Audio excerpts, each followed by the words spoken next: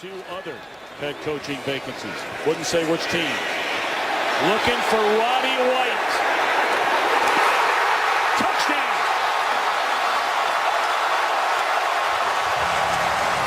Welcome back, everybody, to the channel. Today is the second episode of Throwback Thursday, and today we're going to be talking about Roddy White. But before we do that, I just want to say a big shout out to you guys for all of the support that you guys showed on my last video. Spent a lot of time making it, so it's really validating for me that you guys love it. If you guys have made it so far, my highest ranking video, so I really appreciate that. It's a big boost to my ego. I love you guys.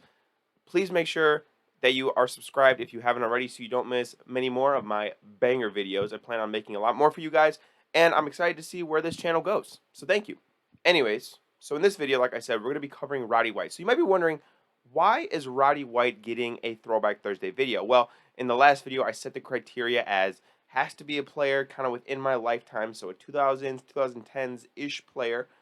And it's got to be a player that I think has either been forgotten, has been underrated, or has been overshadowed by a lot of better players at their position during their era, which ironically happened to Roddy White by one of his own teammates.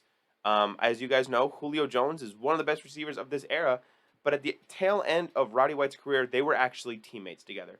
And so I think even from the ending of Roddy White's career with the Falcons, you could already see the writing on the wall that he was going to be a bit overshadowed in the grand scheme of the NFL. But make no mistake, ever since he was drafted 27th overall in the 2005 NFL Draft by the Falcons, Roddy White was an absolute dog. Which is ironic considering his quarterback was, After not doing much in his first 2 years in the league, he would go on in 2007 to have the first of his 6 consecutive 1,000-yard seasons. And, post 2008 was a great target for #1 overall pick in the draft, Matt Ryan. During his career, Roddy White would go on to have 808 catches for 10,863 yards and score 63 touchdowns. A really good productive career in the NFL. And I think what set Roddy apart from other wide receivers was his physicality, both in, contested catch situations, both, at the point of attack, but he was also an excellent blocker. And I think that is a skill that often gets overlooked, theme of the video, overlooked in terms of wide receivers. But Roddy White was legitimately one of the best blocking wide receivers that I can ever remember. And for those early Falcons teams with Matt Ryan, they were a run-heavy team, especially with, guys like Michael Turner. So they wanted to run the ball, and Roddy White helped them a lot with that. He helped them spring blocks. He was willing and able to take on DBs at the next level. And, bro could play a little defense if shit hit the fan. 2 years ago, we played San Fran in the Dome. Nate Clement intercepted the football. Roddy ran him all the way down to the 3-yard line and punched the ball out. And when we got the ball back on that drive, he made a ton of big catches and we went down and won the football game. But the year before that, when we played him out there in San Fran, Dre Blah got an interception and was high-stepping because he thought he had a free run to the end zone.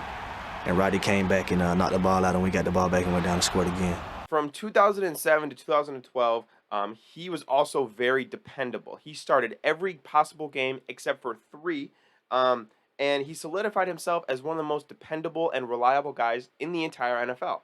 However, in 2011, his role on the Falcons would change forever, and the Falcons in that draft traded up in the draft to take Julio Jones with the 6th overall pick. Roddy White was now kind of in the back seat of his own team. However, he still continued to be productive with the Falcons, and he did play for a number of more years, but there was a ceremonious passing of the torch to Julio Jones as not only the Falcons' #1 wide receiver, but arguably #1 wide receiver in the entire NFL. But when Roddy White went from being the center of attention on the Falcons offense to having to be a mentor for Julio Jones, he embraced the role. He helped Julio Jones in every possible way. And obviously, it wasn't solely because of Roddy White, but Julio became a perennial all-pro receiver in parts because of the help that he received from veterans like Roddy White. Now, I think the thing about Roddy White that made me want to make this video is that there were so many good receivers in this era. I mean, there were so many legends, Hall of Famers, just to name a few. Megatron, Steve Smith, Larry Fitzgerald. I mean, those guys are, again, like certified Hall of Famers, signed, sealed, delivered. And like I said with Adrian Wilson last week, Roddy White just isn't exactly in that same tier. Does that mean that he wasn't a good receiver? Fuck no. He was awesome. But again, when you're competing with guys like that, they're held to a higher standard, and Roddy White just doesn't meet those. But he's still one of my favorite players, and I think he's a guy that definitely deserves more recognition, both for his consistency, his physicality, his production, and his mentorship to Julio Jones. So, then in 2015, Roddy White retired from the NFL, again being, I think, one of the most underrated and underappreciated players of his era. And since then, he's coached a lot of high school football. He got married as of last year, so congrats to my man for tying the knot. And, just casually creating the Topgolf Angry Birds game with Ludacris. And now it's your turn. Let's see if you can do it better. Because why the fuck not? But anyway, guys, I hope you guys enjoyed this video today on Roddy White. Today is the second episode, like I said, of my Throwback Thursday video. So expect the next episode next Thursday.